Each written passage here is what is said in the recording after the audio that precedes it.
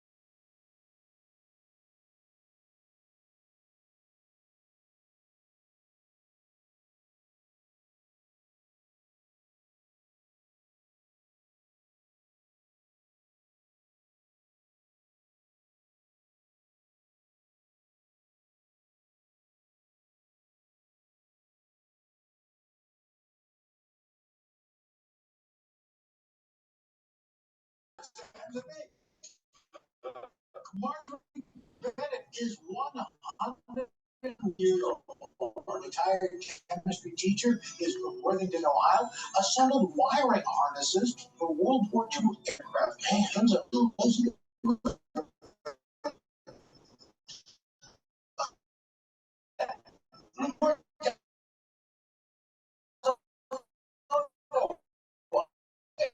Angeles is 100.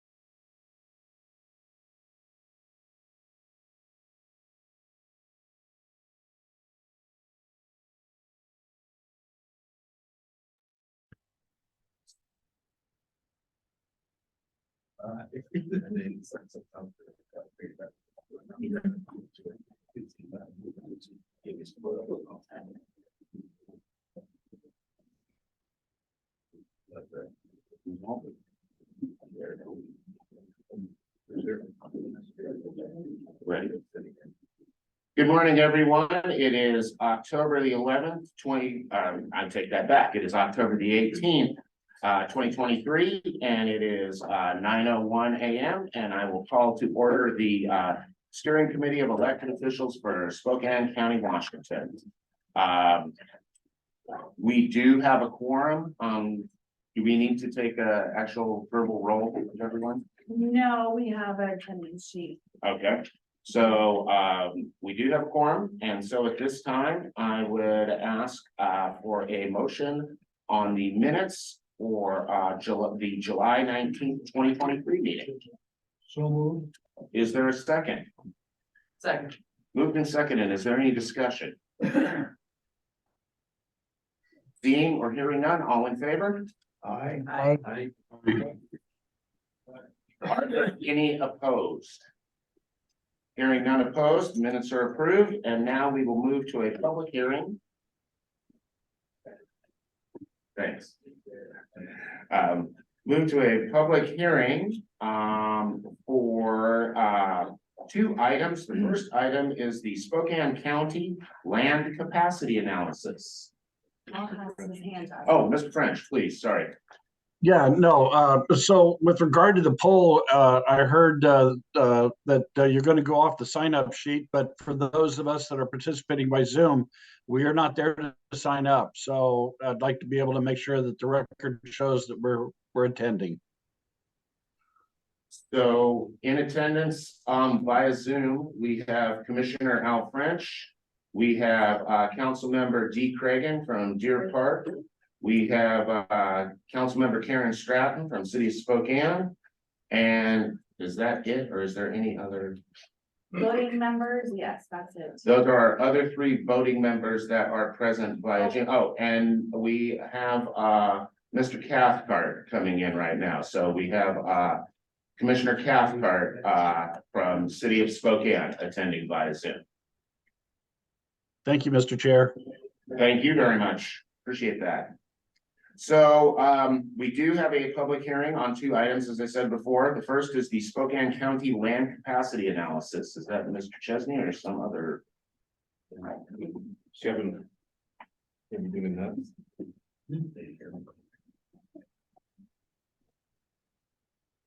I get to take it. You do get the. I get the cranky on official. Good morning, everybody. For those of you who don't know me, Kevin Frybot, Senior Planner for the City of Spokane. I'm here as invited by the PTAC to once again report to you and just give you an overview of the land capacity analysis or land quantity analysis recommendation. Hey, look, it works. As you recall, last year or earlier this year, the steering committee asked the PTAC to provide a recommendation for changes to the land quantity analysis, what was formerly called the land quantity analysis, in order to look at updating the factors in it, the methodology itself, and of course some of the terminology. I believe commerce was still called CPED in the document. It was that old. So as you know, a capacity analysis of some kind is a required action for the county and the cities to undertake whenever updating our comprehensive plans. Largely because it is important and required under RCW 3670A that all of our jurisdictions have sufficient capacity to meet the growth anticipated in the county. So again, in January, the SCEO asked PTAC to provide some input and a recommended methodology. PTAC met several times. Actually, a work group was formed. We met several times with folks from different jurisdictions and with the county, and also brought in experts from the county assessor's office to update the language. In July, I was here, presented to you the updated methodology that you have in your agenda packet. We received minimal comment, no changes have been made. So what you see in the packet is identical to what we discussed in July. There are some major changes. I call them major. Overall, this methodology hasn't changed that much. What we've just done is bring it up to currency with today's situation. One of the major things that we looked at was possibly vacant land. When you're identifying vacant land, formerly it was $500 or less improvement value. That's a light standard and a fence. So the recommendation is to raise that to $5,000. That doesn't mean that that property is vacant. It means it's reviewed to be vacant. It might not be vacant. Also partially used land. Previously, we looked at any land that could be dividable into 5 or more lots, but lot sizes have shrunken since the methodology was originally written to honor that and to accommodate that. Our recommendation is to look at parcels that can be split into 8. Underutilized land still includes things like a single family home and a multifamily zone. That's underutilized. But what was added to the methodology recommendation is to also look at, for commercial and industrial land, to look at land versus improvement value. So in other words, if the land is very expensive and the improvements upon it are not very expensive, is the instructions from the methodology is to consider that that property is possibly going to redevelop within 20 years. Also, there is some updated guidance for how lands might be subtracted from capacity. The methodology has always included a step wherein you can take out public lands. You can take out lands like utility corridors or things, railroads or future roads, and you don't accept that those have residential capacity in the future. The guidance is largely the same. We've just provided some more information based on updated variables that are available in the assessor database. Also, market factor, we've discussed market factor at length at the PTAC. I know the steering committee has discussed it many times. Ultimately, our recommendation was to leave the market factor. Market factor is that off the top mathematical amount that we take out of capacity for those things we can't know. Who's going to sell? Are they likely to sell? Are they likely to redevelop? It was formerly 30%. So all the capacity, we would take 30% off the top and just say, we assume that's never going to develop, or at least not in 20 years. Our recommendation was to leave that 30% for within the UGA, but we've provided a higher market factor outside the UGA, honoring the fact that it is less likely that large lands outside the UGA will develop with urban capacities. It would require a UGA amendment and a lot more steps. And so our recommendation is to assume that half of the vacant land outside the UGA will not develop within 20 years. So those are the big changes. The minor changes, it was formerly called a land quantity analysis. We're just recommending we go with the state's language, which is land capacity. It's a simple change. Obviously, we've updated CTED to now be called the Department of Commerce. Previously, there was some language about using all 3 population scenarios, the low, medium, and high growth curves. However, that seemed not helpful, and it seemed to be a lot of work for when this body is going to determine what that assumed growth curve is. So there's a change in there to just follow the assumed growth or the adopted growth for the county. There's some additional information for how to accommodate historic development data. Several jurisdictions, the city of Spokane included, have changed our regulations recently, making it more likely that more units will be built. There's some guidance in there on how to accommodate that, knowing that change is slow.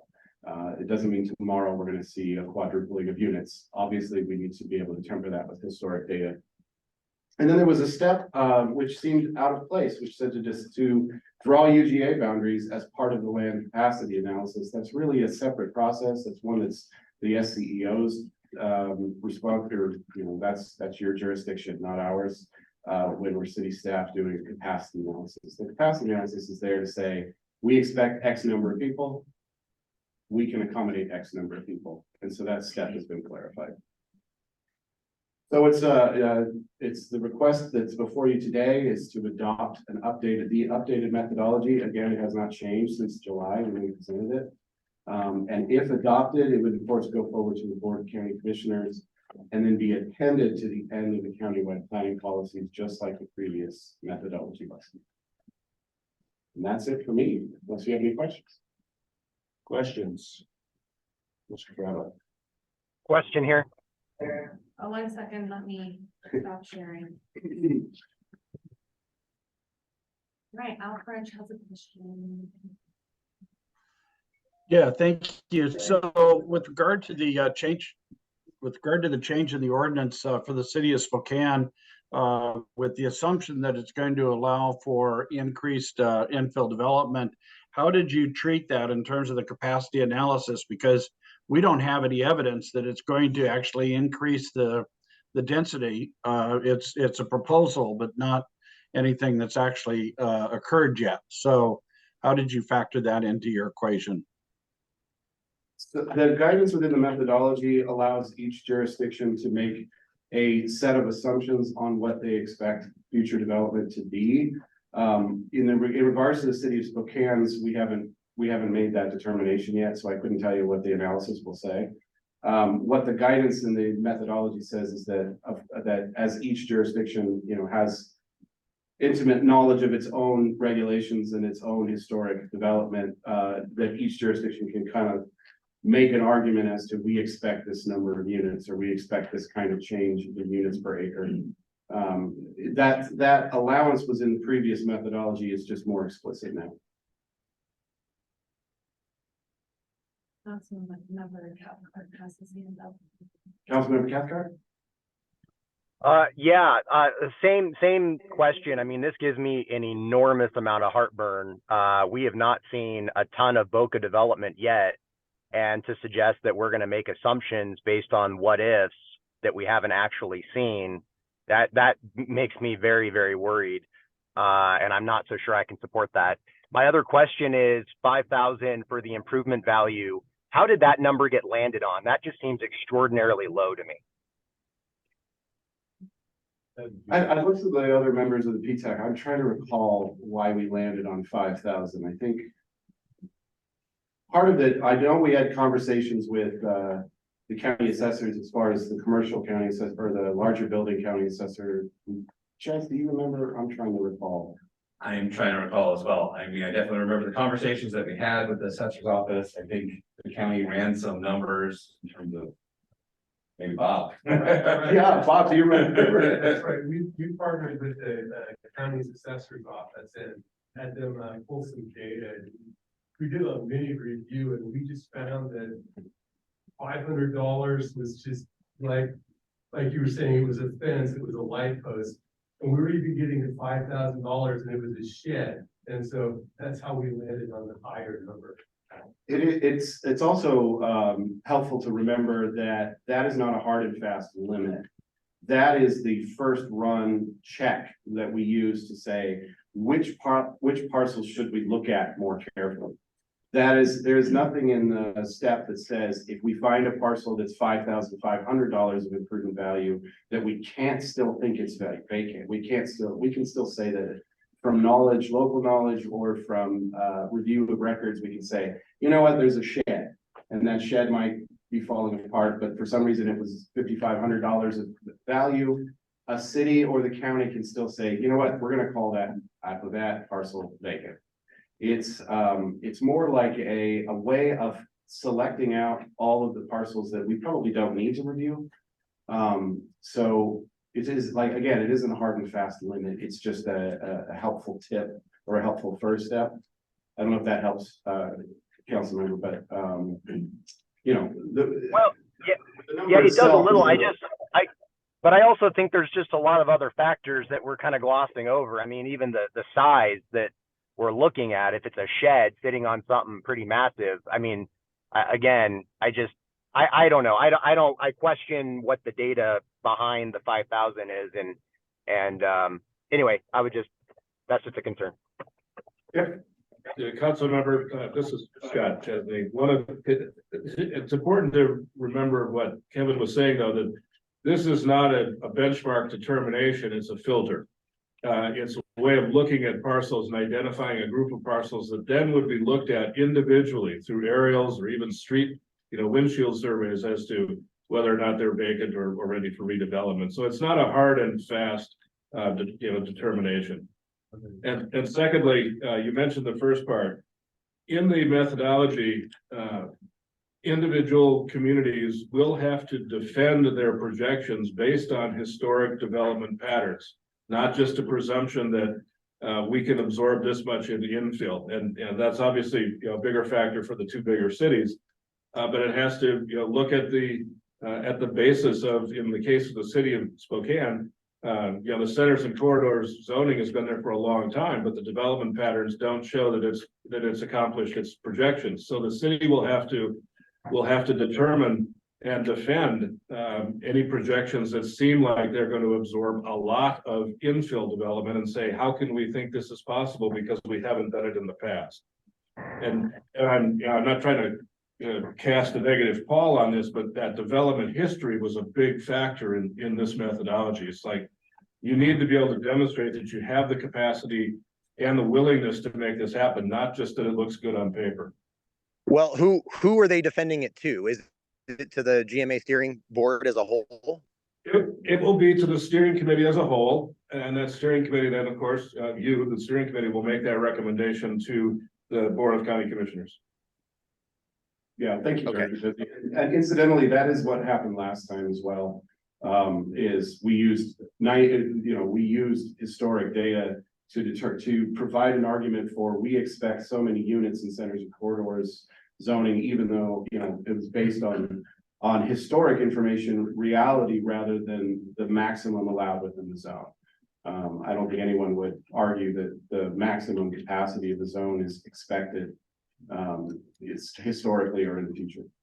So, hey, Kevin, can I just follow up real quick then on that note? If we are looking at history, I mean, we definitely significantly overprojected in the last LQA. So would that be taken into account in terms of our new projections, the fact that we overprojected the last time? When you say overprojected, are you referring to the OFM population projections or our ultimate Number of units? The number of possible units in the LCA? That was following the methodology last time, so I'm not sure. But that's my point. My point is we were following the methodology and overprojected. So how would we change knowing that history? I would suggest that we're starting from a clean slate, but it does mean that that each city putting together a projection will have to defend that and look critically at their past development patterns and say, yes, we had this pattern in place. No, we didn't achieve the densities we wanted there. Therefore, the ability to say we can do that now is going to be based on I guess a different perspective, and it will have to be defended to the steering committee. Commissioner French. Yeah, thank you, Mr. Chair. So just a couple follow-up questions with regard to methodology. As I mentioned in one of our previous meetings, a number of developments, particularly in the city, but throughout the county, have deed restrictions with regard to single-family use. And so when you do your capacity analysis, are you going to be looking for those deed restrictions and where they apply and where they don't apply, so that we make sure that we haven't overestimated? So that's one question. Do you want me to ask the second question now, or do you want me to? Okay, the second question is. Oh, go ahead. Go ahead. No, that's great. If you got an answer, that's terrific. The vast majority of deed, at least as far as my awareness in the city of Spokane, the vast majority of deed restrictions also tend to be located in the same place as planned unit developments or PUDs. Any vested development, like a PUD instrument that says they are vested for so many units, that overrides any discussion of vacancy or underutilization. Under the methodology we use, what the PUD was adopted to allow. So if they came in for a PUD for 1,000 units and then deed restricted that area, obviously we won't assume that they can do many more than that, because the PUD itself is a limiting factor. Where we know of deed restrictions, that is absolutely possible to factor into the total numbers. So I would ask that you use both methodologies, but I'll give you a great example. The original plat and approval for Eagle Ridge was for 2,300 lots. It only built out 1,200. So you have an overshot of 1,100 units that did not and cannot be built. But then in addition to that, in the deed restriction CC&Rs, it also restricts to single family homes. So that's a good example of how you need to mirror up all of those different elements. The other thing is, the cost. I know that, and I'll just share, and I've got two parcels that I've been trying to convert from single family to triplexes. And the cost for extending water, I've got to run a new water line, a new sewer line, new electrical, and all of those other additional costs. And the sewer line in the city is an old sewer line and it wasn't designed to handle the additional capacity. So are you taking those factors into consideration when you're looking at this, or is that assumed that ultimately be paid for by the developer, property owner, whoever's going to journey forth? The methodology itself allows for any data source or information like that a jurisdiction wants to include. Furthermore, as a second consideration too, when looking at, for instance, compliance with HB 1110 from last year, or 1220 when we talked about housing capacity, those bills and the guidance coming out of Commerce, we expect will also allow adjustment for things like infrastructure capacity, depending again on the jurisdiction and how they want to handle that. But there's nothing that I'm aware of. I'm looking at my colleagues. There's nothing I'm aware of in the methodology that would prohibit a city from saying this area it might have the land, but it doesn't have the infrastructure capacity. So we're going to assume a lower capacity. Scott Gupta's got his hand up. Thanks, Scott. Thank you. Hi, thanks, Kevin. Scott Gupta, the Department of Commerce. I'm the senior planner, provide technical assistance to Spokane County. Just a couple of points. One thing is that we also need to think about this as a regional growth policy. These are individual cities that are looking at their growth capacity under a common methodology where everybody's coordinated. But we're also thinking about what is the regional growth policy, and the county can also think about, what policies will be in place to accommodate growth. And I'm thinking, rural capacities and those kind of issues. That's one point. The other point is the Growth Management Act now requires a 5-year check-in. So however this washes out, whatever the policies that are adopted, methodologies, capacities, potentially new urban growth boundaries or not, those are required to have a 5-year check-in. And then that will tell us, how things are working, and it'll provide an opportunity for adjustments. So I'm gonna make a couple of those points. And then Commissioner French, you had a second question?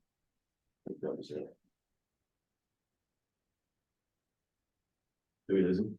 No, I asked 2 questions and that was my limit. Oh, okay. I wanted to make sure I caught it. Yeah.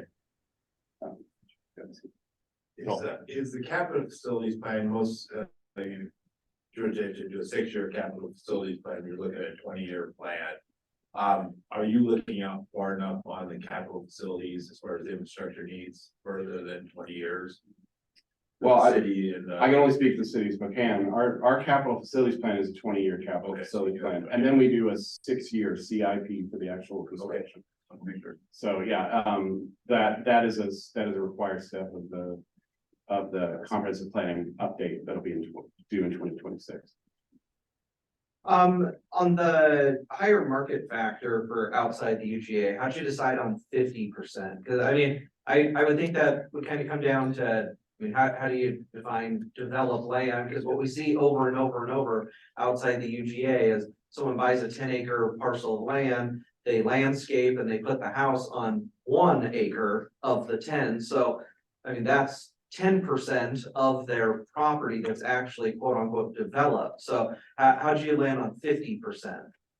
I can't say overall it was similar to the 5,000. It was just from a discussion of the room. The market factor is difficult because it is intended to catch all of the unquantifiable things by using a quantifiable number. So it is by nature a guess. It's a scientific guess. But I would defer to my colleagues at the county, since that is definitely within their wheelhouse, not the city of Spokane. To me, that seems like a low number. When you look at what's, people, I don't know, 50, I know sounds like a big number. When you look at what is actually quote unquote developed, 50 doesn't seem high enough. No, and I think it's, again, it's sort of a filter rather than a hard and fast benchmark. As we do this analysis, we'll look at those parcels, we'll look at the certificate of exemption process that allows those carve outs without a subdivision. And it'll also be a factor as we go through 24, what's our UGA gonna look like and how is that gonna affect parcels that are outside of that UGA now?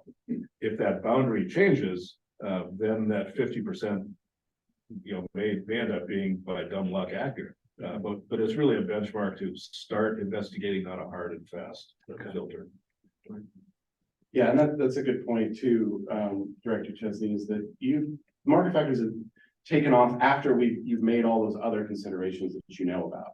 So, steep slopes, wetlands, you can take all of that out, the things that are limiting development, and then the market factors at the end, you then chop up half of it again, just to cover the things you can't know. So it is, And I believe I saw in there about valuation, because we have a lot of 10-acre parcels right adjacent to the urban growth boundary that are very high valued properties. That is deducted. The county would consider those as deducted properties from available. Right, I'll defer to Kevin for the specifics, but the idea was just because it looks like a developable parcel, if it's a 10-acre parcel with a $2 million property on it, that's not gonna change anytime soon. Yeah, that's my biggest concern for Spokane. yeah, we had some properties in the city of Spokane as well with very valuable homes on large lots. And there is language in the methodology to allow, us to assume, the mansion on Rockwood with the acre parcel is not going to put a 5-unit apartment building back there. We're just not going to do that. So there's the capability within the methodology to make those calls when necessary. Other questions from the group or in the ether? It is a public hearing, so No, we'll open that up. okay. Terrific. Thank you very much, everybody.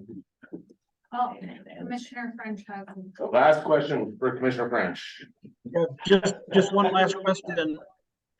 One last question. I've hit my limit. So the market factor that we've had before, we are not changing the market factor. We're just being more specific with regard to the land capacity analysis. Is that an accurate statement? Yeah, within the UGA, the market factor has not changed. Thank you. Mhm. Any last questions? Thank you very All much. right. So at this time, this is a public hearing. So prior to asking the steering committee for a recommendation, I will open the public hearing at 9:29 a.m. And do we have anybody who wishes to make comments regarding the land capacity analysis methodology as presented to this group? So far, no one has their hand raised. Second call for public comments. Oh, the room. Oh, in the room, please. Should I go up there or stay here? Why don't you come on up here? Well. Take a minute. I'll talk while I walk. If you could identify yourself for the record. Gonna do that. My name is Paul Kropp. I live in the unincorporated urban growth area known as Moran Prairie. Spokane, Washington, 99203-3311 East Aurora Court. The PTAC and the county planning staff are to be complimented for this update. It's cogent. It makes sense. You understand it. You can ask questions. That's all a good thing. I would kind of share the rural 50% query as well, but there it is. I would go for a 2/3 rather than 50%, but that's just, an individual. For the sake of clarity, however, for the public, I think to see that this document ought to have a slightly different title, because it really addresses capacity for population growth. It's a little, documents like this are a little bit inside baseball. And so they don't really always reflect to a general audience what they're aimed to do. So I just leave this on the table. I'm a member of the public, I would call it Spokane County Land Capacity Methodology for Population Growth. Done that, good job, thank you.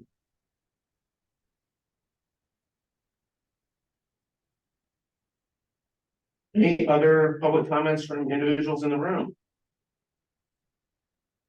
Any other public comments from those remotely? Seeing or hearing no more public or no other persons moving toward public comment, I will close the public hearing at 9:31. And at this time, I would look to the steering committee for a recommendation on this on the land capacity analysis methodology as presented. So Is there a second? Second. Moved and seconded. Is there any discussion from the group? Any discussion, any comments or discussion from anyone remotely? Seeing or hearing none, all in favor? Aye. Are there any opposed? Hearing none opposed, this group moves to recommend this methodology to the Board of County Commissioners. Thank you very much. So now we'll move to the next item, which is the comp plan amendment CPA 1723. I want to compliment Councilmember Cathcart for working on the fly to get here. Coming in the door. That was benefit of technology is great. We have before you today the second part of what we've briefed you in the past. This is a comprehensive plan amendment in the sense that it's something that must go through that CPA process by the Growth Management Act. It was not proposed by an individual developer. It is a result of the settlement agreement. You can see here that we had a number of comp plan amendments come through the county. We previewed those with you way back in the first part of the year. There were 8 plus 2. This is one that is that reconciliation or urban growth area correction. Just for everyone and for the record, this is the calendar that the county follows to do this. You can see we are there at the second or the penultimate step with the steering committee. Your recommendation, should you choose to make one, will go to the Board of County Commissioners on November 7th with the rest of the comp plan amendment package. You can see in the metro area, here's where the plan amendments were located this year, all of which are pretty much our usual suspects: Left Plains, the North Wandermere Mead area, and one in the South Valley UGA. This was the list of them, ranging from very small, 1.5 acres, up to this one, which is 88, and others 20 and 30 acres. Some conversions of light industrial, but also mostly higher density residential conversions, which are fairly typical in these last few years. So here's where we stand. These are the two plats you can see outlined in yellow. 5 Mile Prairie, immediately adjacent to the city of Spokane. They were an anomaly from the mid-2000s when they were applied to county building and planning and accepted at that time, but then no effort was made on those for a number of years. My predecessor, John, wrote a determination that they had expired, and that determination then was used to essentially set them aside during the discussions of the settlement agreement, where the county declared all of the areas that were in urban areas that should have been in a UGA. So these were left off that list. If you've seen the settlement agreement, it has about 30 pages of the back part of it that are exhibits of all of the other subdivisions, places that were discussed in that agreement. The developer, however, brought this back to the Spokane County hearing examiner in 21. The hearing examiner found that rather than being an expired plat, since no action had been taken, but since the county had accepted what we would call a counter complete application, that application was live and had vested. When we declared that to FutureWise and the plaintiffs group during our latest round of mediation talks in 21, FutureWise was not happy. They considered that the county had been deceptive in not declaring this in the past, and we had to say we didn't think we did because our predecessor said it had expired and now it's back to life through no effort of the county itself. So we found ourselves in that rock and a hard place situation. The plats are live, they're being developed, but they are not in an urban growth area. It makes no sense that they are in that sense. They are going to be in urban densities. They should be in an urban growth area. And you can see the aerial here pretty clear. So what the county did, there were two options in a sense. One is we could have tried to declare that just by sheer common sense, these should be in an urban growth area regardless of a UGA analysis and drawn the boundary around them, declare victory and go home. What we decided to do though was to respect the parts of the settlement agreement that said the county was not allowed to change the urban growth area until the 2026 update specifically. So what we looked at was the 2016 land quantity analysis, which had population growth allocations assigned to a number of parcels for future development. You can see here, these were parcels that were set aside, or I'm sorry, were accommodated for future population growth, but had changed ownership in some way to make that unlikely, if not impossible. Purchased by a Vista, by the city, by the county, and taken out of that capacity for urban development. So we said, well, there's a population number there that we can reassign to these plats. We came close, within about 6 or 7%, and we thought, given the normal margin of error, that seems like a reasonable group of population. So those parcels were in a sense decreased to 0 population projection, and that moved over on this side. That left us with an acreage calculation. I'm sorry, you can see a few of them here that have changed in that 2016 piece. The acreage part, again, with the idea that the county was not allowed to expand the UGA boundary, is can we find comparable acreage to take out of the UGA and shift it over to these plats? We decided to use the Memorial Gardens and Cemetery, which are not going to develop, but are in the UGA. They are served at the edges by water and sewer, so there's that to be considered.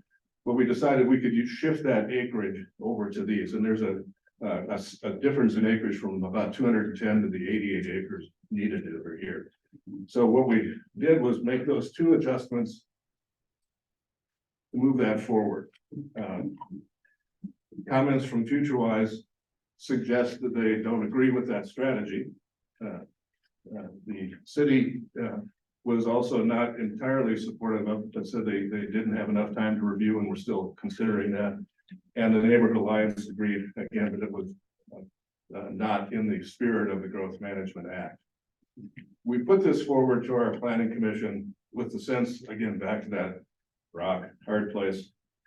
If we do nothing, we are admitting that we're doing urban development outside of an urban growth area.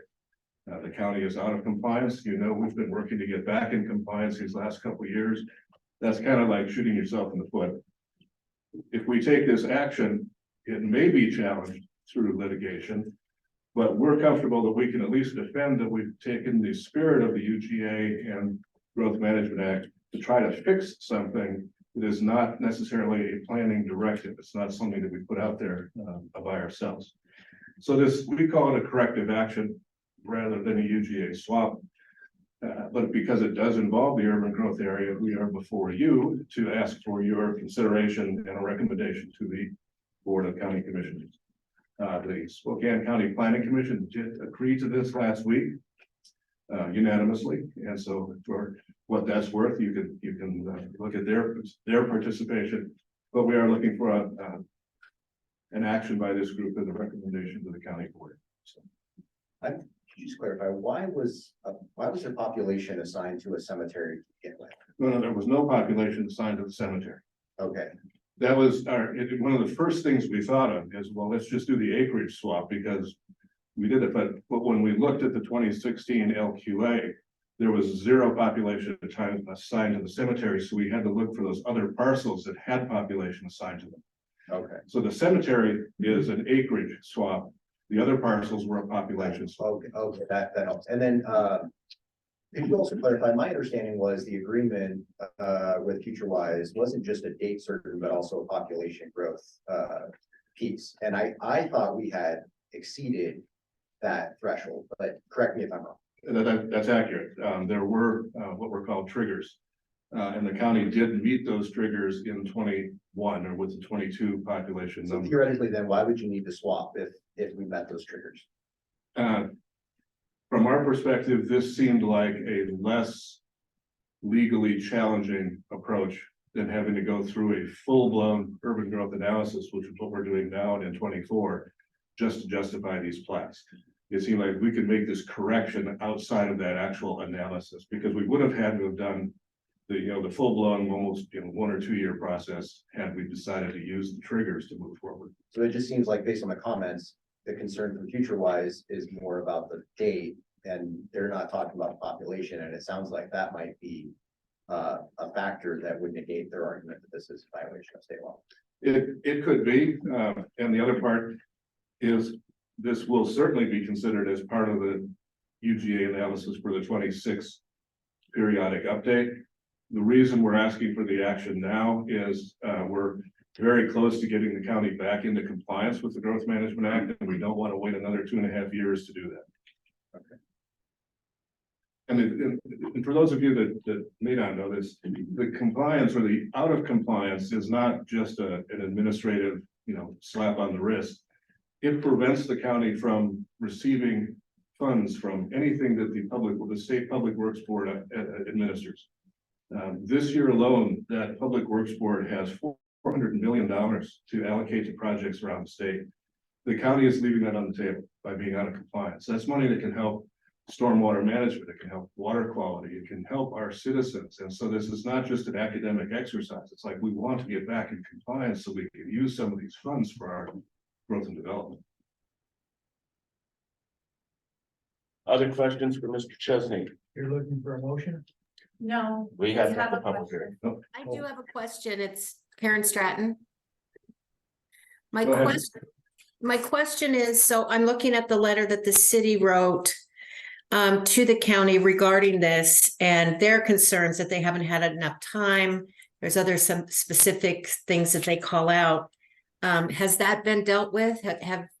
Has the city and the county come together and talked about these problems to look where we might meet somewhere in the middle of this, or? This has been out there for actually quite a while. We were a little disappointed in that response from the city. However, I've been in touch with Spencer, and we are getting together tomorrow or Monday to consider the city's perspectives, at least have something to be able to share with the Board of County Commissioners on Tuesday when they're briefed. But no, it's not been resolved. Thank you. Add to, Oh, my sure. understanding that the letter is not in your packet for this agenda, but county staff told me that it is online on the web page. In the file folder for CP 1723. I could read the letter to you, or we could try to email it out. Go ahead.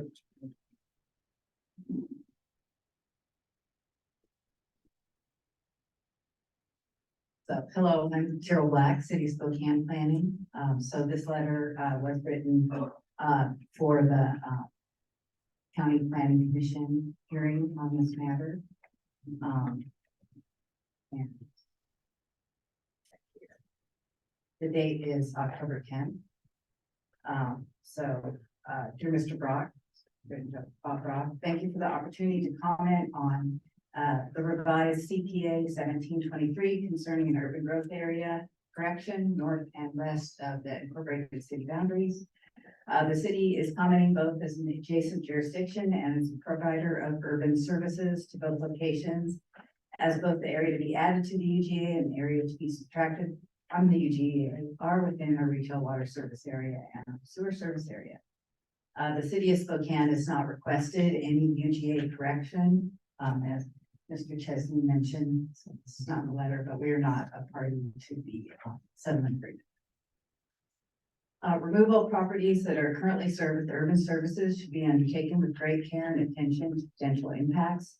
It is possible that future expansion and maintenance of these areas would be impacted as the city's comprehensive plan prohibits the city from providing services outside of the UGA except in limited services.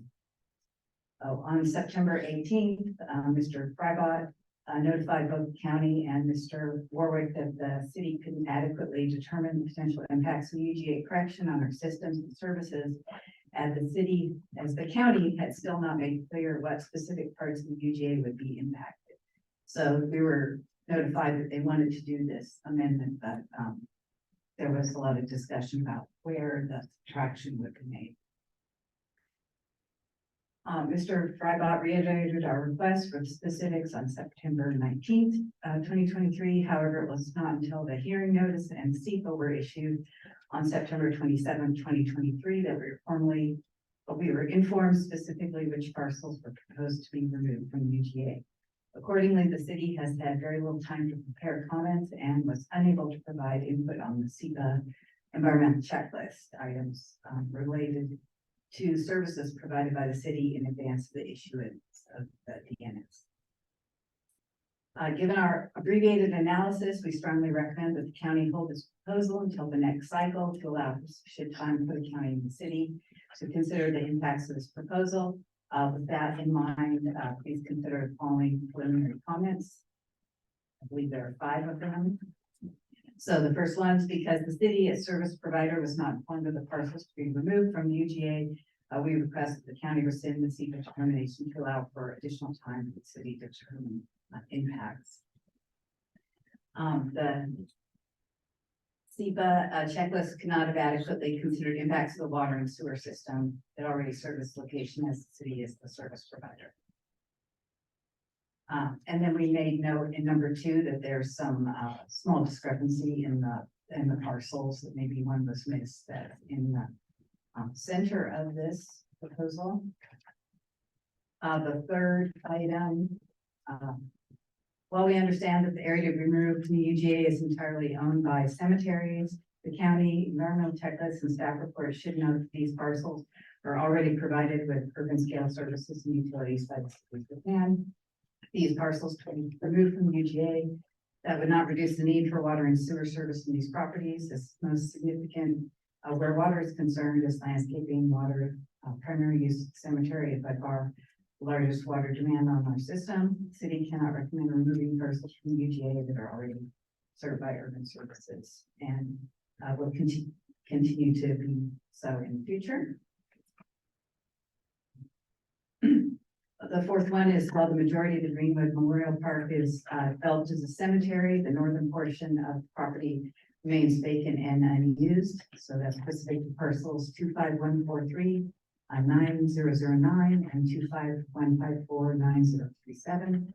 The county may wish to consider whether it's prudent to remove this area from potential future development.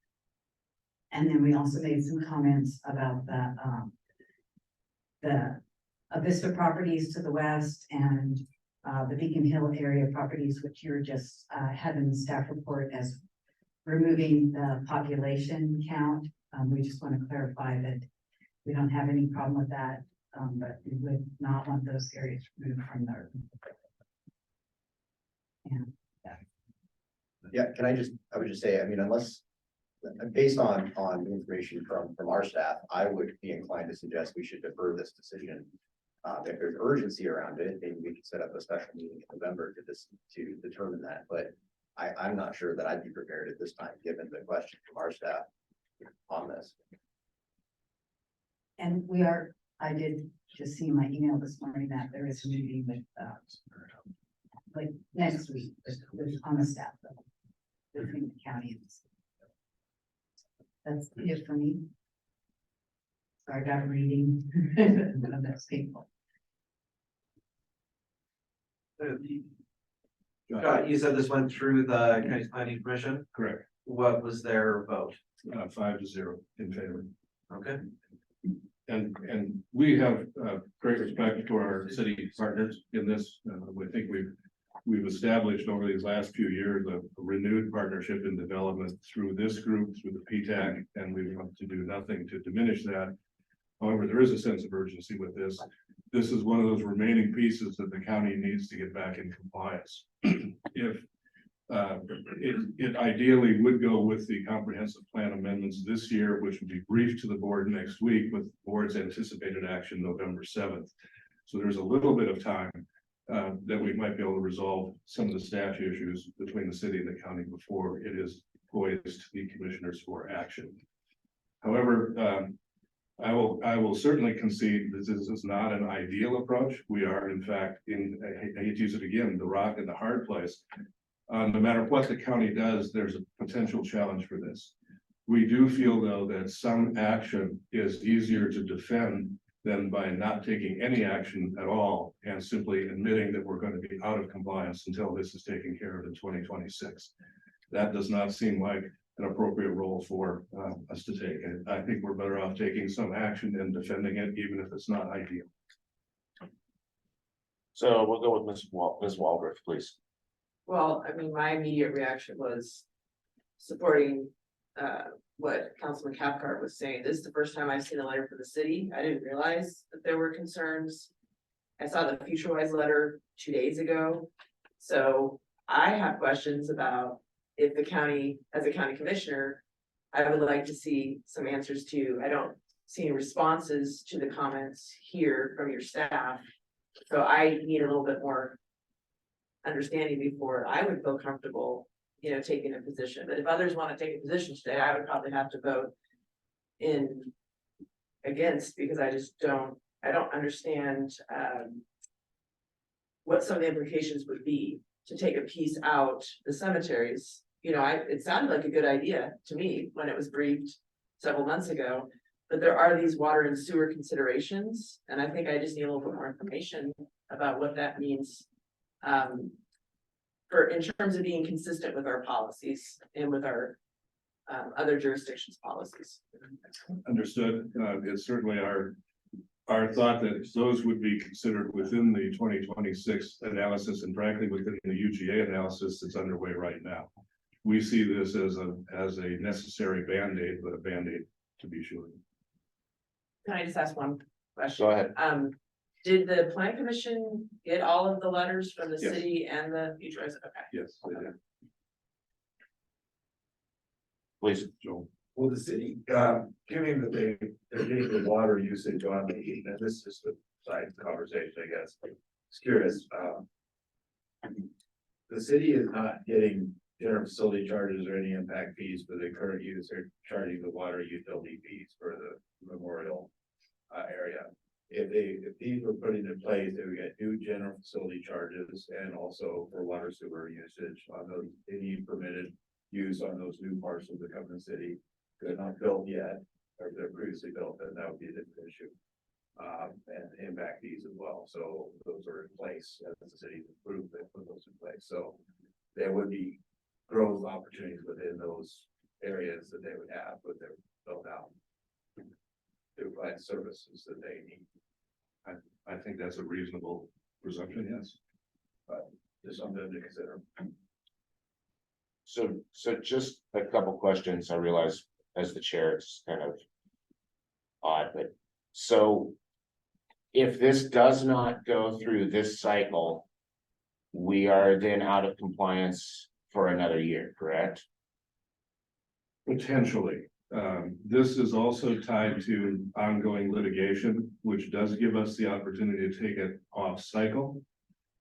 So if it were deferred today, the Board of County Commissioners can consider the recommendation with no recommendation from the steering committee, but it could also defer it into 24.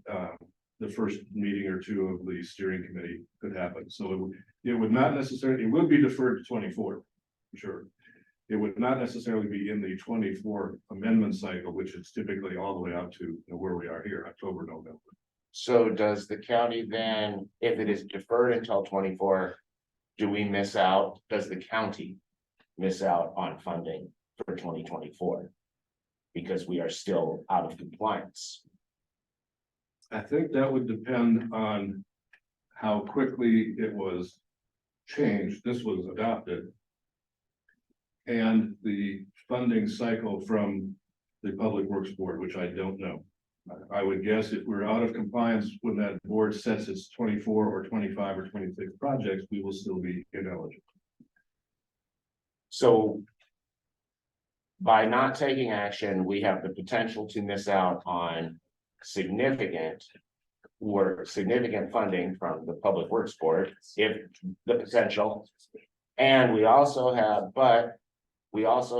the ability to then address these particular issues in the 26 cycle for GMA updates, correct?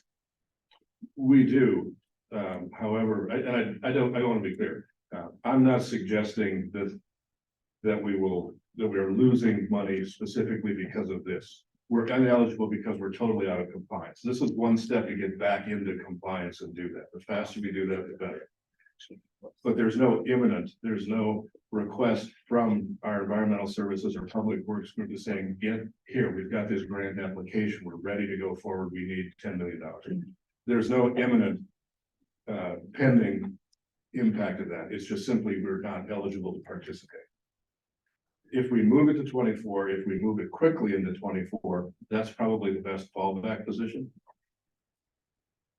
But again, it's not going to necessarily change this approach. We may have to look for a different system.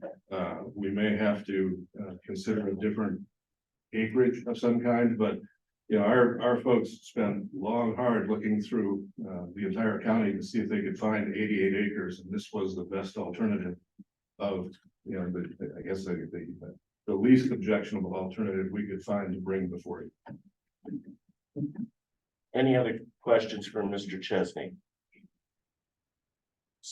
So I guess at this time, I would, before we open the public hearing, I guess I would ask this group, is there any desire to hold this for clarification or collaboration between county and city to address some of these concerns from the city? I doubt we could address FutureWise's concerns because they are FutureWise's concerns, neighborhood alliance things, but if there are issues that have to do with water and sewer and taking things in and out of GMA, is that something that this board, is there any interest from this board in saying we would then come back in November or at the very beginning of 2024 and see that then? Mr. Cathcart. Yeah, I don't know if we need a motion, but I would support a short deferral for that to take place. And I would Oh, support that too. So is there anyone who does not support that? Is there anyone here today who wishes to see this acted on today? Anyone?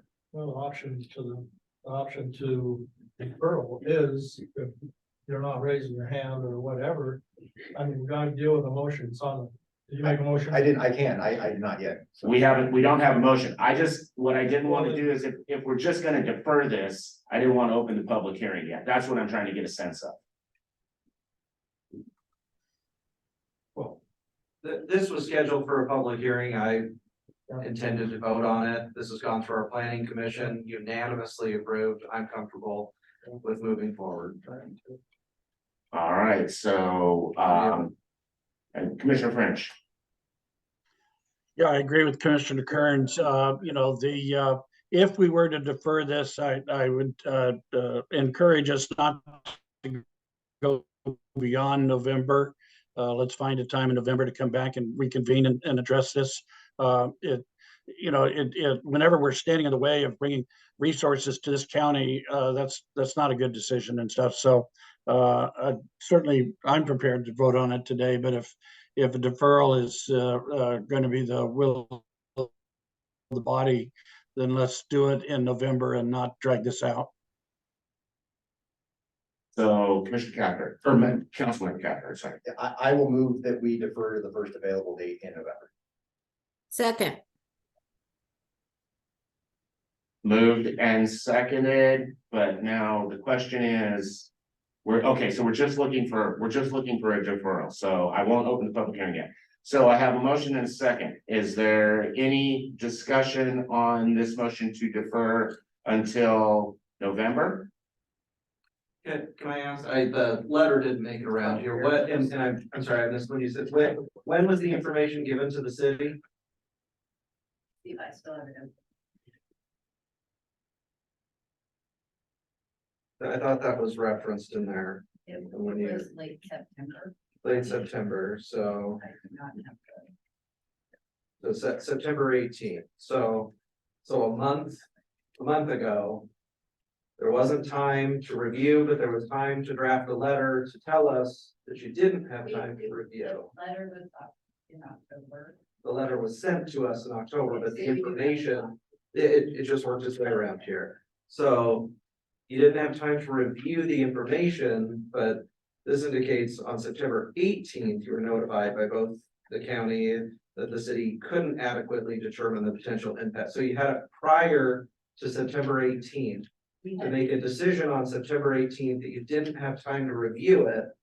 And then you waited 3 weeks to send the letter that you didn't have time to review this. So a lot of time was spent not doing anything. And I mean, poor time management doesn't create a problem for me. That's your problem. I'm comfortable with moving forward and voting on this today.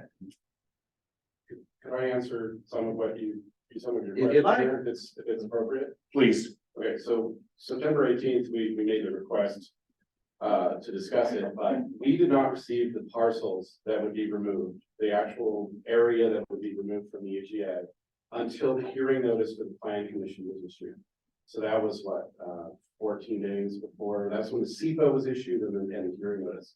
That was the time, and then there was the letter itself was to the planning commission regarding their hearing, which was coming, it was the 11th, I'd say, I can't remember what the day was. Is it October?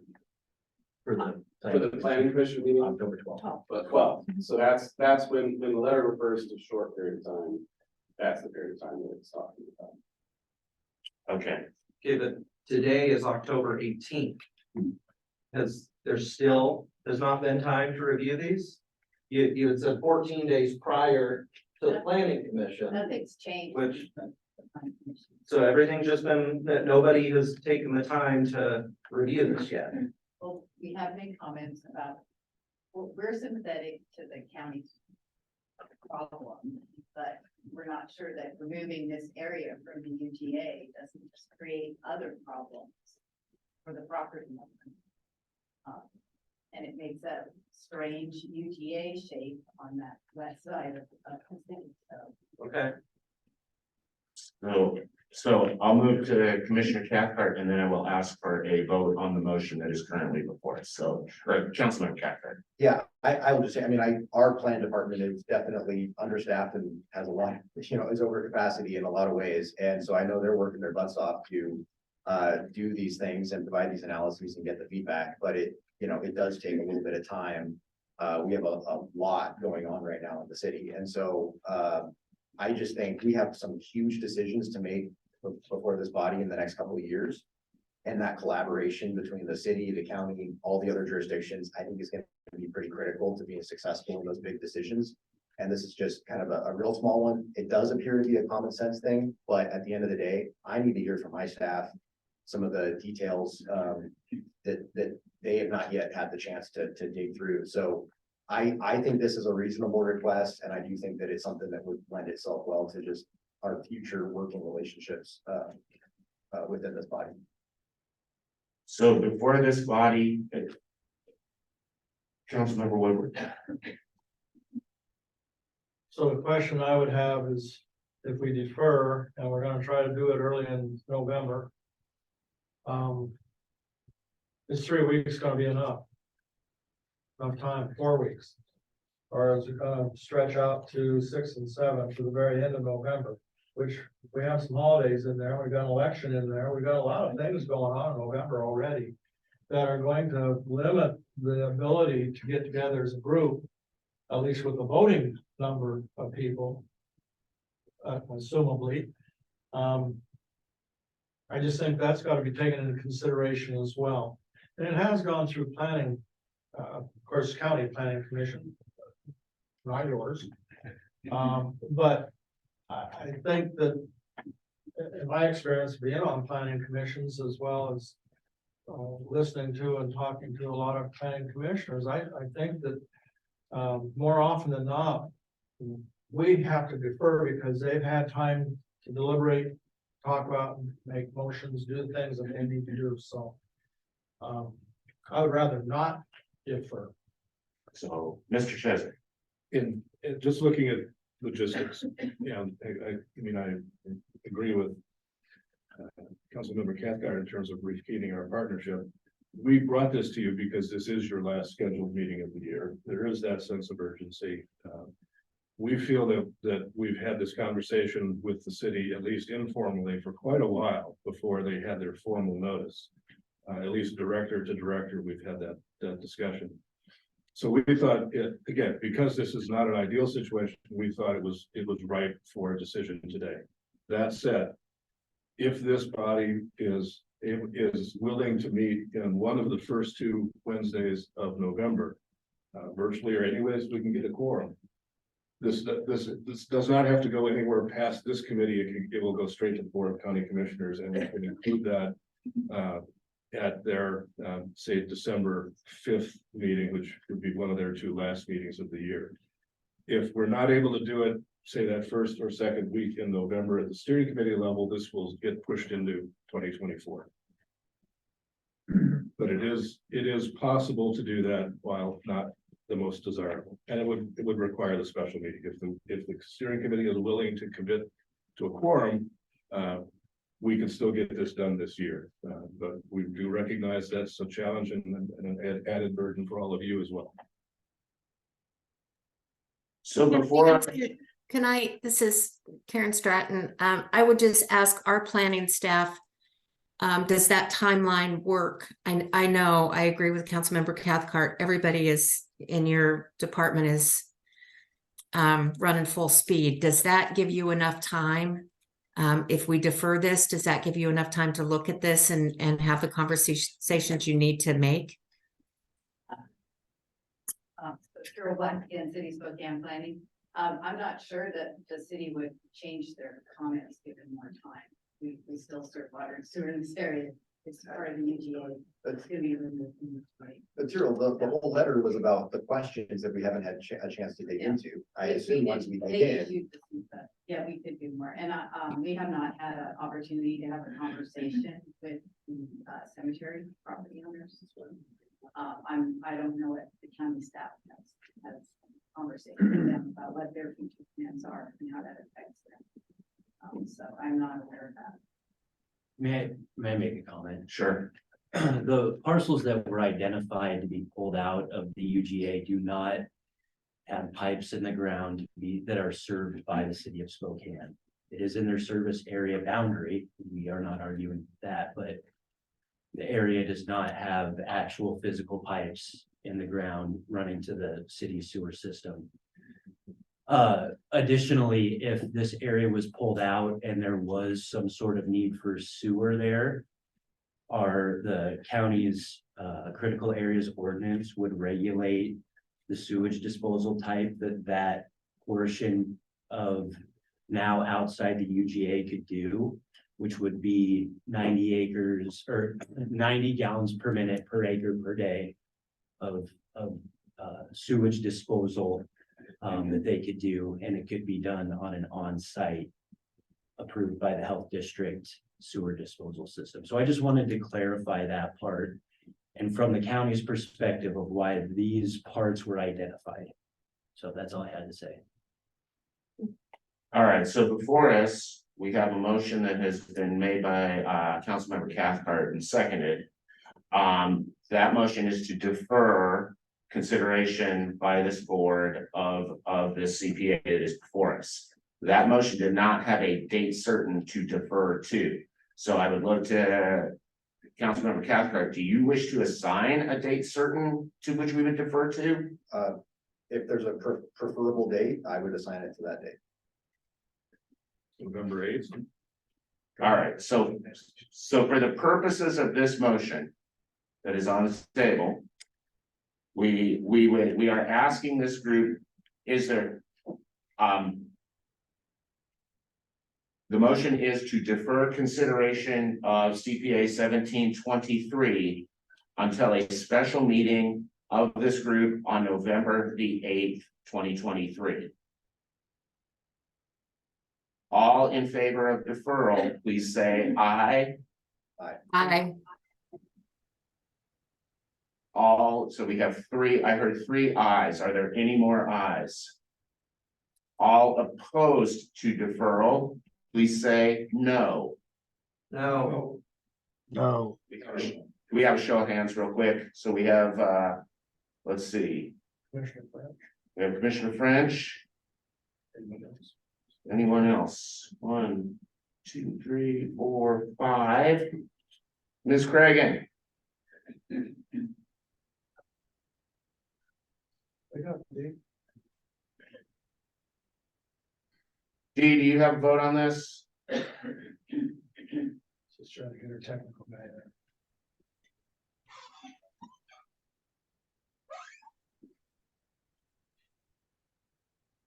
Tell her she needs to mute herself. Yeah, do you need to unmute yourself?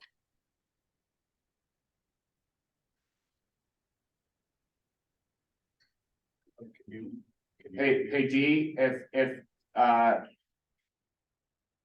ask you, is it aye, put your hand up, or is it nay, put your hand up?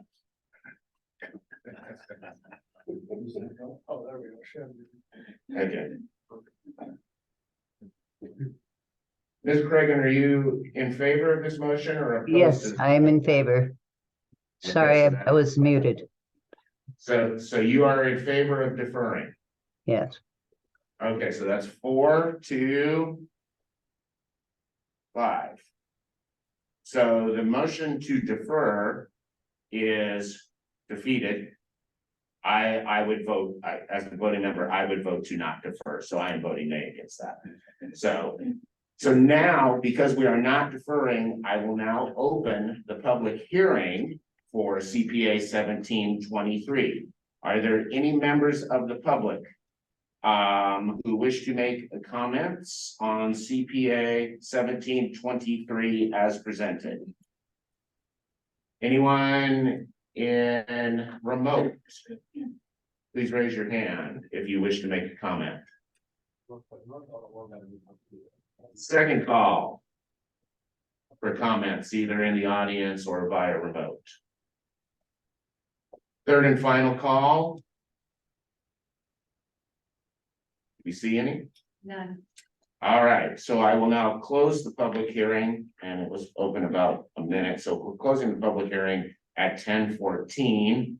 And at this time, I would look for this body for a motion on CPA 1723 as presented. So second. Moved and seconded. Is there any discussion from this body? Mr. Cathcart? Yeah, I'll just say, I mean, I don't think my vote's needed based on the vote of the deferral, but I would probably be inclined to support this with the deferral and some more time to get those details, but without that, and no other option, I'll be voting that. Ms. Walker? Similarly, I just need some more information from my own planning staff at the county around, legal implications of some of these concerns and a response. So I'll be voting no, but I may be in support if I can get more information in the future. Mr. Wayne? Wouldn't there be time for the city to bring comments to the Board of County Commissioners for their hearing? Because the county commissioners will have an opportunity to also do this as well, so there would be time for the city to provide comment to the county commissioners. I don't think, I'm not a voting member, so that's just something to consider. And just to reinforce that, we have a meeting at least tentatively scheduled to have that conversation directly related to this letter. we made that offer to, the city's planning director as soon as he received the letter and said, we know we're all busy. We've got the next 2 Fridays. If we could squeeze it in. We're still looking at maybe something this Friday or even Monday, as an initial step that we can then use to brief the commissioners when we brief them on Tuesday. But the commissioners won't be asked to act on this until November 7th. So there's time to receive more comments. Any other comments or discussion from the group? So at this time, I would ask for a vote on recommending CPA 1723 to the Board of County Commissioners. All in favor, please say aye. Aye. Aye. Are there any opposed? Nay. 2 nays. 3 nays. We have 3 nays. So Dean. she said aye. She did say aye. So at this point, at this time, the board approves recommending CPA 1723 to the Board of County Commissioners for consideration at their November meeting. Thank you all very much. Appreciate you all participating through the process. Ms. Woodard. Mr. Chair, do we need to take an action on the review and approval of the minutes? We did that. We did that? Yeah. Oh, I missed that. Okay, thank you. All right, so that concludes our action. Is that our action items for today? You still have more? No, that's it. We're done with action items, so now we're in our workshop. We're moving on to the coordinated water system plan update and partnerships, Mr. Chesney. Thank you. And just to follow up, we will make sure that the PTAC and the steering committee receives information, any new information that the county and city put together on that comp plan amendment as soon as we have it. And if there are concerns from any of you, please call me or my office and we will relay those to the Board of County Commissioners. This item is before you. The coordinated water system plan is a document that all of us are a part of. It has not been updated in more than 20 years. We are proposing to update this as part of the 26 comprehensive plan updates that we are all doing, but also finding that many of discrete elements from various capital facilities to water to other things to park to a lot of things that are supposed to be considered within that umbrella of comprehensive planning have been left in their own silos for a long time. The water system plan is one of those. What we intend to do with this is update the details of that. We're not necessarily changing or recommending changes in service areas as much as capacities, water rights issues, capacity to serve pipes in the ground. Because in many cases, those water districts, those special districts are directly impacted by growth decisions in our urban growth area. And it also ties into that capital facilities program. We feel this is a fairly straightforward amendment, but what we're proposing, we wanted to get your feedback is most of us or all of us that are planning under the Growth Management Act are receiving funding for that 26 plan update. We would like to set aside some share of that funding, 5% or some modest part of that from the various elements that participate in the water plan, to use that to engage consultants or some professionals, some subject matter expert to update the technical details of that. We are hoping that seems like a reasonable approach to do this. And we're simply looking at your thoughts of whether or not that kind of partnership might be supported by your constituencies. We don't have any more details to that. This is really a first step of opening that door. But you believe 5% would cover the cost? I think so, and it may not even be that much. Because we don't see this is as much a technical document. It says it's a plan, but it's really a technical document on what districts have, how they distribute it, what do they have in the bank, paper water versus wet water. And it seems to me that that's a fairly straightforward technical assessment. And I guess the sense today is, yeah, let's talk about a 5% commitment, and if we start doing an RFP and find out that it's a different one, we would come back and talk to everybody and say, here's what we found. It's more about the willingness to participate, you know, both time and financial.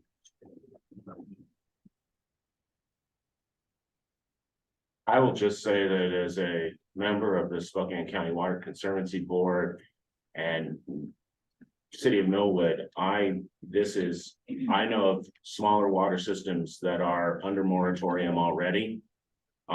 We really, in this area, we need to get a handle on what we have for wet water, paper water. We're going to have particularly some jurisdictions are going to have a fight on their hand for inchoate rights, because ecology is busily working for or looking to what's going to happen to those rights that are set that jurisdictions such as Millwood, City of Spokane have on paper, but have not put to beneficial use yet. And unless we can defend how we're going to, unless we need that starting point to know what we need to be doing to have water for all of us for growth. So I would say 5% is a great starting point. And I think this body needs to be ready to consider more if we find that the effort needs to be more. Because water is, we can have all the land we want, but if we can't get water, it's not gonna help. So that's just my opinion.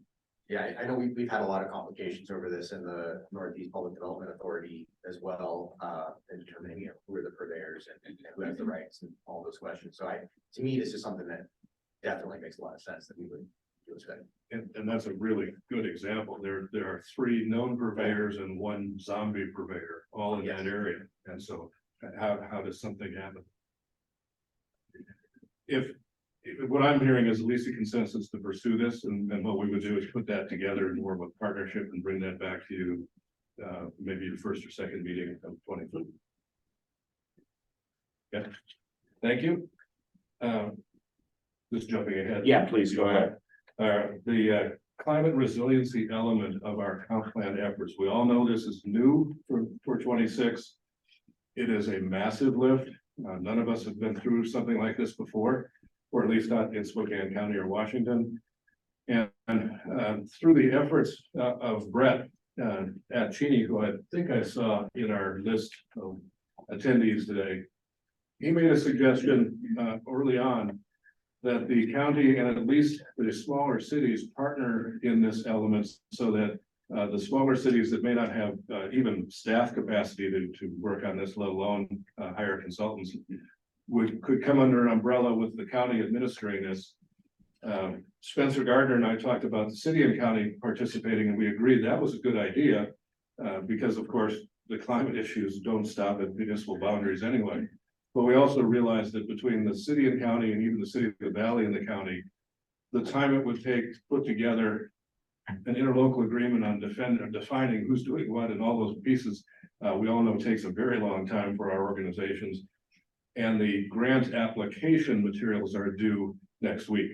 And so Brett has taken the lead at partnering with the smaller cities to produce letters of support, so to speak, for this county model. And we will be submitting those. Well, what we agreed to with the cities was that at the very least, we would share scopes of work, so that we understand where we're trying to be complementary in doing these things, even where we may have some specific needs that are unique. But what we would pursue as we move into the 24 to 26 cycle is perhaps, if we don't have a formal ILA between the bigger governmental entities here, we can do it more informally with the small ones. Perhaps we can create a unified request for proposal and hire a single or hire common subject matter experts, so we also don't end up with dueling consultants that we're both paying to do the same things.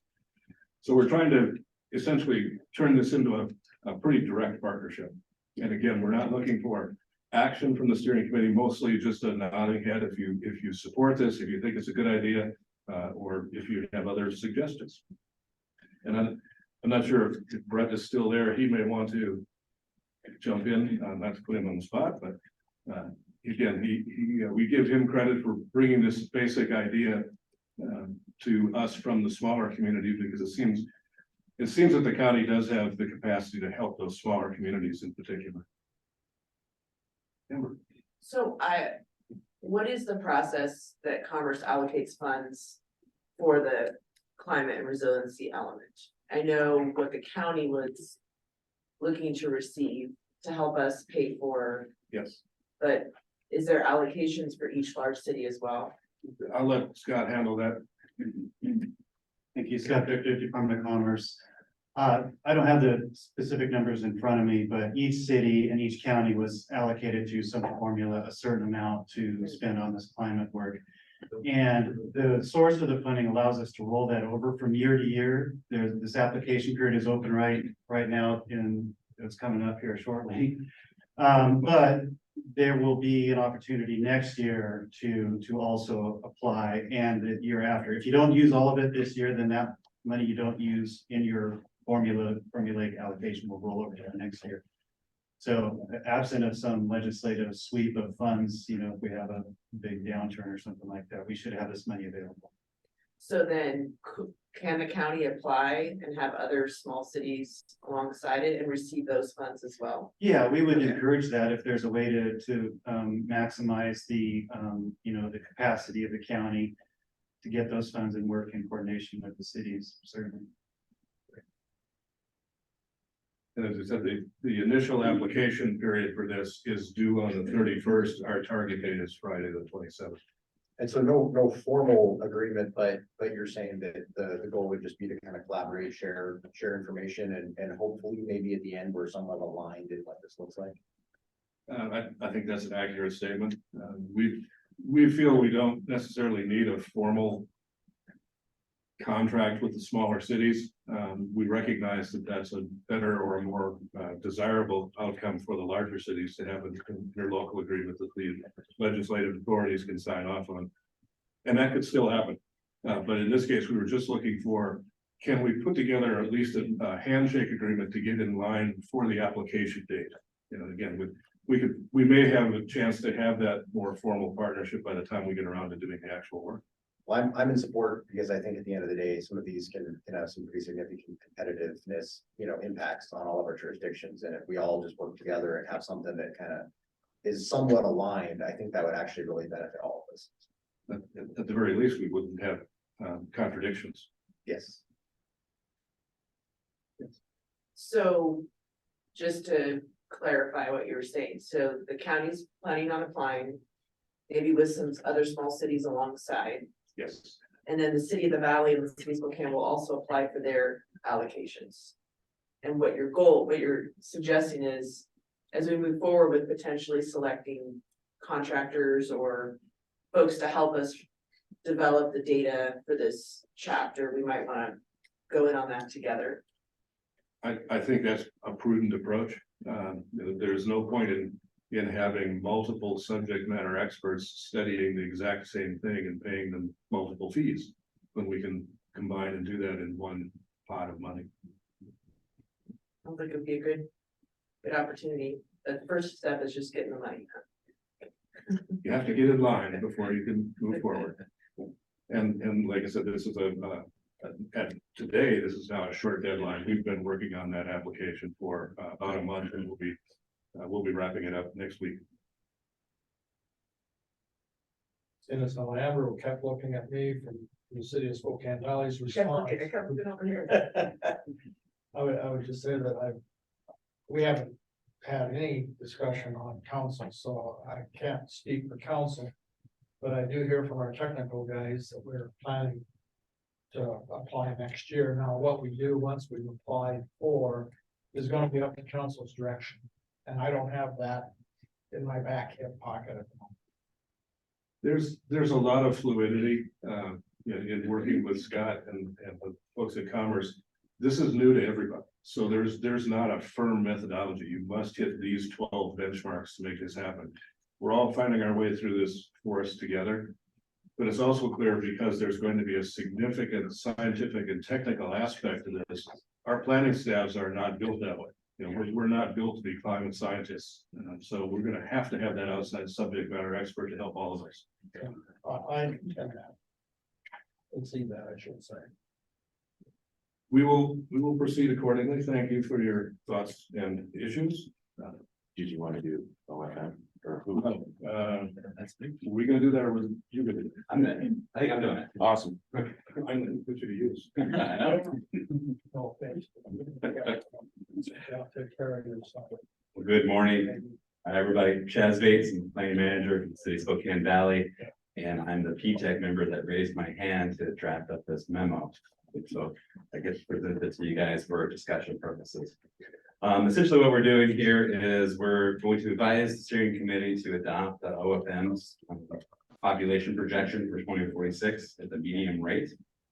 Before I get into the reasons why, I kind of describe a little bit about, can you give us a refresher about where we're at? As I mentioned, the Spokane County commissioners are tasked or required to adopt a population projection from OFM, somewhere between the low and medium range. By our interlocal agreement, this body, steering committee of elected officials, is tasked with making a recommendation to that body. OFM does these projections every 5 years. The most recent projection comes from 2022. If you're doing math correctly, that means the next one would be 2027, which puts us 1 year beyond our required update to Spokane County. So we will be using this 2022 OFM number and move forward. Table 1 in the memo, and I don't have any slides, so I apologize for that, but I think it was pretty straightforward. Table 1 shares OFM's low, medium, high population projections for Spokane County for 2046. And as I mentioned, the PTAC is advising the steering committee of elected officials to recommend to the Board of County Commissioners to select the median projection. And we're doing this for 4 basic reasons that are outlined in the memo I'll highlight here. The first one is that the 2022 OFM projection is kind of more recent than the previous OFM. Excuse me. The recent OFM projection from 2022 incorporates kind of the robust growth that we all seen in the last 7 to 5 years in our area. So if you look at the chart in figure 1 in the back of the memo, you can see that trend line and the population projection got pushed up, and that trend kind of follows the new kind of robust numbers that we've experienced in the last 5 to 7 years. Secondarily, recent changes in the Growth Management Act, as Scott mentioned, looks like he's stepped out for a second. We are required to review and periodically update every 5 years or produce an implementation progress report. So we believe that actually provides us in this body and everybody in the region to be able to respond more quickly to changes in demographics or population changes. And, third, capital facilities planning. I think this is August to the planners, but just to be aware, we don't want to overcommit ourselves to planning capital facilities with a too high population number, because we do have to find out how to plan for it and finance those improvements. And we don't want to be too low, because then we'll be overstretch our capacity. We won't be able to accommodate the growth. And which leads to, of course, different increases across the board. And finally, other changes in the GMA is related to House Bill 1220 and housing. I think you heard brief mention, Kevin mentioned that not only are we now encouraged to accommodate population, but we actually have to plan for different population income brackets for housing. And so every jurisdiction is going to have the heavy lift of making sure that we have housing available for the very low, 0 to 30%, the medium, or the moderate, 50 to 80 and above, and including emergency shelters and emergency housing. So like similar to capital facilities, we don't want to overshoot what that means for us, because we will have to make sure that we have planned for that additional growth in those different income brackets, or too low, make sure that we have enough. With that, I think it's pretty straightforward. This is discussion purposes. I'm happy to answer questions or comments. Questions? Anyone out there with questions? Mr. French? Yeah, thank you, Mr. Chair. Just wanted to inform the committee in 2021, the New York Times published a report that talked about the impacts of climate migration. And it's not about whether you believe in climate change or not. It's about how climate has impacted where people are moving to, where they are moving from. And so you can Google it and pull up the article, and I would encourage you to do so because it's pretty informative. And when we look at what has happened in Spokane County over the last 4 to 5 years with regard to the influx, a lot of that can be attributed to some of the impacts that are being experienced in Southern California and Arizona and Texas, and how that has resulted in a shift for more and more folks to look to the Northwest as a relocation destination. And one of those is water, obviously, and we've all seen and saw those reports. So I would just encourage you to look at that. I'm not campaigning for a bigger number or smaller number or anything. All I'm trying to do is share information that might help inform us as we go through this process. I don't want to overshoot the number. I don't want to undershoot the number. Don't have a crystal ball that tells me what exactly the number is, but certainly want to have information that would help inform a good decision. So thank you. Ms. Walters. When we were hearing about the 5-year update from Scott, does those 5-year updates allow us to review the population projection and see if we are still in line with it and make adjustments? Yeah, my understanding is yes. Okay. I'm looking at Scott to confirm that. That was the idea behind having more frequent check-ins, right? To make sure we're adjusting in a more flexible, proactive manner. Great word. There you go. So, okay, just Yeah. wondering if that was allowed. Yeah, and I may even put a spin on it. Not only is it allowed, I think it's actually required of us to kind of make sure that we're achieving our housing targets. Okay, thank you. Other questions? Any other comments? Thank you very much. Thank you. So that brings us, so that was both them projections, and then we have the county population allocation methodology. Is that it too? Nothing really to report on that, other than that the PTAC that's the next step that we're doing. We're kind of asking, discussion purposes to look at that and then working more with that discussion. Okay, so we'll consider that item on the agenda addressed. The last is tribal participation. Looking for some head nods or other thoughts. This body does have a requirement, correct? To offer. There's in recent legislation, area counties and organizations are required to offer participation to the tribes. The tribes currently participate at the PTAC level, but as at the steering committee level, there's no formal connection yet. So just some head nods to offer to the tribes that are currently participating in the PTAC a position to sit at this table and participate at the steering committee level. Mr. Cathcart. Would they decide amongst themselves who would be that representative? I think it's up to this group to decide if that's going to be a single shared seat or whether that would go to each of the Spokane and Kalispell to create 2 seats. That's your call. So is the ex officio members or are they voting members? I think that's your call too. So I guess what it is we kind of need to get this on the table. And so at our meeting in January,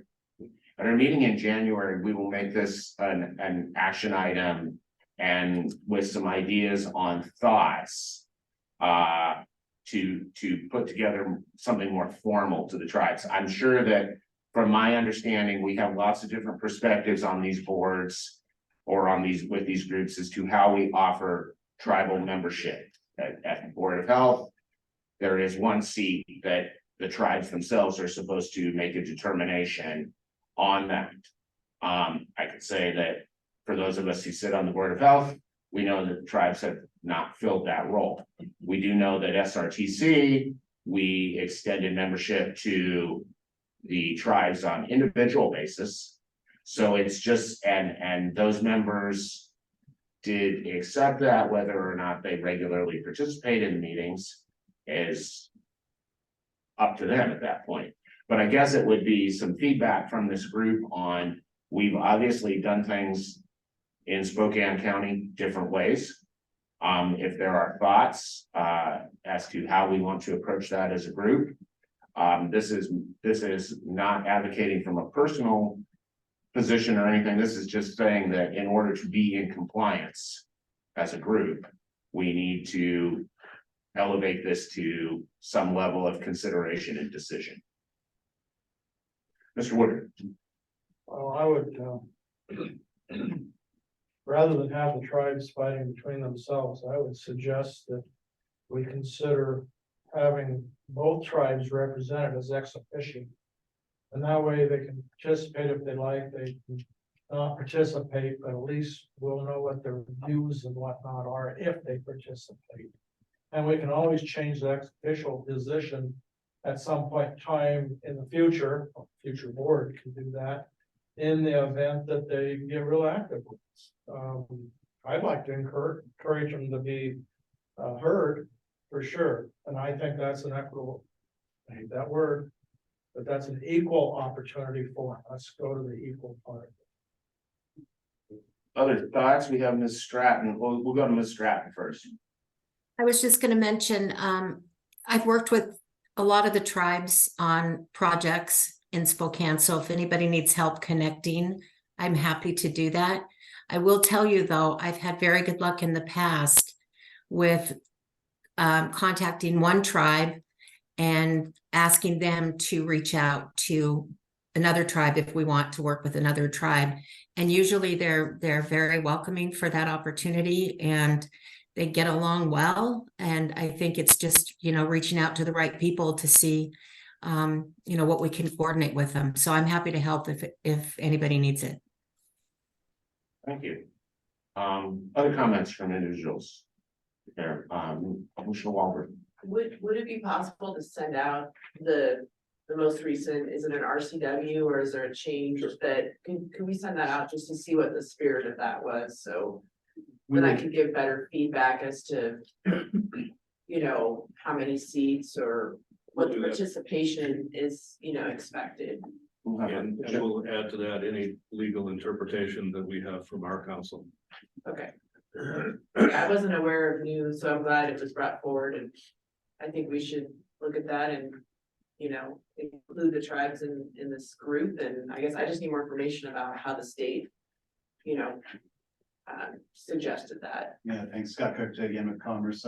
We have a tribal planner, liaison planner that presented to this body a while back. So we'll have more, we'll refresh the information. The other thing is the PTAC is actually working on some staff level conversations about how this might occur. So we're going to schedule some meetings, or at least a meeting to start the conversation, but we'll have more information for you and probably some recommendations on moving forward. Thank you. So just want to get this out in front of the group that we need to be prepared to consider this. And so I guess we'll get that information out to the group, the RCW, and then at our January meeting, we can have further discussion on this. So thank you very much. Any other questions on this? Any other comments? If not, we'll move on to our last item, which is the 2024 legislative issues. We put that on the agenda just to see if there were any common issues. All of us in our individual roles have our lobbying and agendas. The one thing that we are working on with the last legislative session, Spokane and King counties partnered to clarify language for capital facilities planning. We're continuing that role. In this case, the effort is to define what is a capital facility that relates to growth and development. Because right now the statute is not clear on that, and court interpretations are that it involves every publicly owned capital facility in the county, whether the county controls it or not. And that's an untenable position. We were able to clarify that in the last session to some degree, only in that sense that, as we talk with school districts, fire districts and others, they plan in a different world than the GMA plan. And if we can't align those, now the county is no longer held in, out of compliance, whereas before we could have been. So we've clarified that relationship, but this next one would be, do we need to count salt sheds, or what's really necessary for growth? We're trying to define that definition a little better. And then again, we'll be partnering with King County and frankly, I think others through the American Planning Association legislative chapter and probably WASAC as well. This is a clarification that every county, every city needs, because otherwise we're all at risk of this incredibly broad definition that we can almost never get our arms around. So that's the one thing that we've got going. And I realize by the time this group meets again in January, the legislature will be well underway. So I don't know that there's anything new from a steering committee perspective. Wanted to let you know on that side of the one that we want to move forward. Any comments? I just have a real quick question in regards to that. So, as you say, you want to be able to define that. Is that something that you will include fire districts and school districts to, or is the conversation we've had in regards to level of service? Yeah, gonna be the guiding. Yeah, absolutely. What we learned in this last year or two as we updated that county CFP that was found deficient back in 2016-17 is that school districts plan in a different way, fire districts plan in a different way. Now that we've kind of made those connections, we look at that as being a good planning connection just for discussing growth and how the organizations manage that growth. But at least now there's a legislative line that says we don't have to force the apple and the orange into the same box before we can take a CFP forward. Okay? But the definitions part would be from our perspective, not so much from your perspective. It's what is Spokane County capital facilities look like as they relate to growth. And that's the caveat for GMA. There are plenty of capital facilities that have almost no relationship to growth. And we have 12 or 13 courtrooms. Is that ever going to change? Well, if we get to be 1 million people, maybe it will. But in the meantime, roads, sewer, infrastructure, all relate directly to growth. Those are the ones we are able to categorize, but it's this amorphous general county facilities thing that you can't get your arms around. Okay, I'm still trying to connect the dots in regards to how we plan as well. So our planning is separate from what the county is going to do. I know we do our own planning, but it's directly correlated to growth. Both of them yes. are. And that is more directly related to the concurrency analysis issue. So when these comp plans are coming forward for the county that are outside of the city, we look at Meade and Cheney and Central Valley. Can you handle this? Can you handle this capacity? And you comment back, and we include those comments to our commissioners. Last year, the county changed the school concurrency into a direct concurrency rather than an indirect. Right. And what that means is essentially that the capacity must be demonstrated by the time somebody pulls building permits. We made it a stronger link than it had in the past. Sure. So that's how they come together there, not so much on the CFP side itself. Sure. That helps. I know it does. And the reason the CFP is problematic is you have to create levels of service. And you could do that on infrastructure. You can, so many gallons per minute will fit in this pipe. Creating a level of service, for us to create a level of service for schools is to reach into your world and say, well, is it a square footage? Is it a teacher class or student relationship? What's the level of service that you use versus what we would use? And then you have to be able to say that growth, the level of service will not be negatively affected if this growth happens.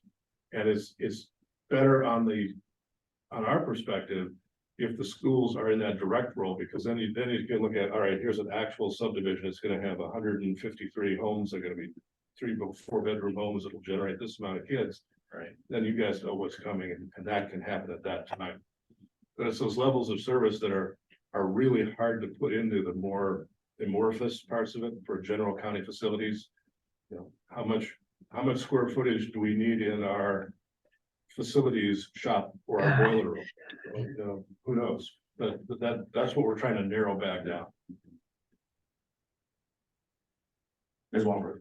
Well, I mean, I guess the hope is in this 26 update, though, that we have a better sense of how the county, we're making plans, we're maybe not having as many amendments come forward Right. in the future. So we actually know this area is going to develop more residentially and generate more students. Right.